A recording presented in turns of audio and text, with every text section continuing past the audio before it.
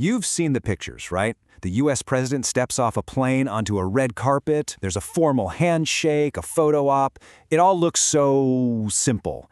But what we're going to do today is pull back the curtain, because behind that one handshake is an operation so massive, it's almost hard to believe. What you're actually seeing isn't just a visit. It's one of the most complex, expensive, and heavily guarded productions on Earth. Seriously. The logistics for just a 15-minute walk by the president in a foreign city are often more complicated than hosting the entire Olympic Games. Think about that for a second. So, where does it all begin? Well, it starts with the blueprint. And this is not a last-minute trip. The second a presidential visit is even on the table, a massive machine just grinds into motion. We're talking a 4 to 5 month lead time, minimum. And that timeline? It is planned down to the minute. It all kicks off months out, with some very high-level meetings at the White House. From there, it's a cascade of official orders, specialized teams being formed, and finally, getting boots on the ground in the host country, all long before the president even thinks about packing a bag. You know, this whole thing is incredibly formal. After that initial meeting, a presidential decision memo makes the trip official. Then, trip directive orders go out, which basically activates everyone from the Secret Service to the military to form one single focused unit, the Advanced Survey Team. All right, this is where it gets really interesting. All that planning leads to this. The advanced team deploys. Months before the visit, they're on the ground in the host country, and their mission is to survey, analyze, and control every single possible variable in the president's future environment. And their checklist, it's just staggering. I mean, they're making sure roads are wide enough for the entire motorcade to pull an emergency U-turn. They map out routes so a top-tier trauma hospital is never more than 20 minutes away. They even take samples of the local jet fuel and fly it back to the States just to test it. Nothing, and I mean nothing, is left to chance. And if you want to know just how detailed this gets, the final report will literally note if the sun is going to be in the president's eyes while they're driving. Yes, really, we're talking about a level of microscopic planning that is just obsessive. And the scale of this is just massive. For example, during President Obama's 2015 visit to India, the security for just one event, required completely sealing off 71 surrounding buildings.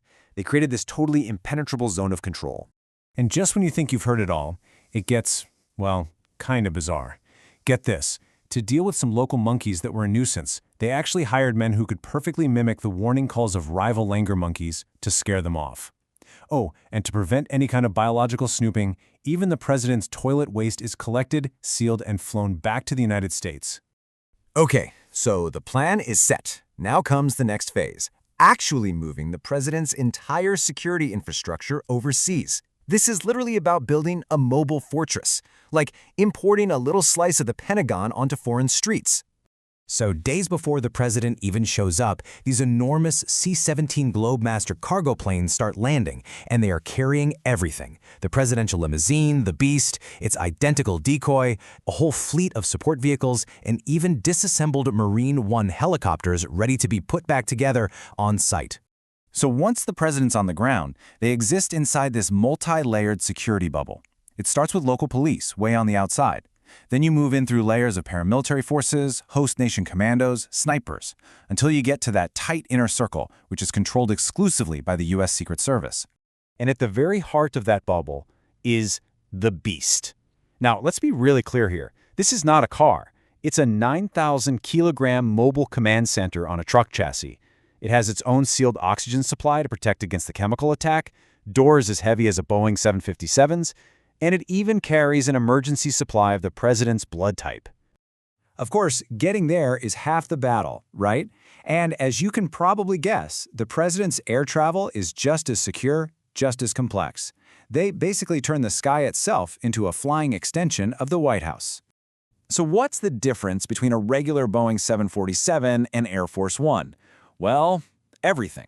Air Force One is a military command center that flies. It's got a medical suite that can function as an operating room, its communications are hardened against the EMP from a nuclear blast, and it has its own missile defense systems. It's in a league of its own. And then there's this. This briefcase, which goes everywhere the president goes, is nicknamed the nuclear football. Inside, it has everything needed, the codes, the equipment, the options, for a president to authorize a nuclear strike from literally anywhere on the planet. It's his constant, chilling reminder of the power they carry with them. So, after all of this, After months of meticulous planning, the advance teams, the flying fortress, we finally get to the whole point of the trip, the visit itself. It's only after this incredible, military-grade operation is completely locked in place that the seemingly simple diplomatic work can finally begin.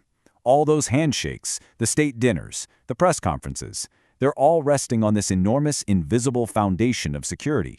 And the price tag for that foundation? It's astronomical. Now, the White House doesn't confirm these figures, but some reports have estimated the cost for a single day of a presidential visit could be as high as $200 million for 24 hours. Just wow. So the next time you see that photo of a handshake, it really makes you think, doesn't it?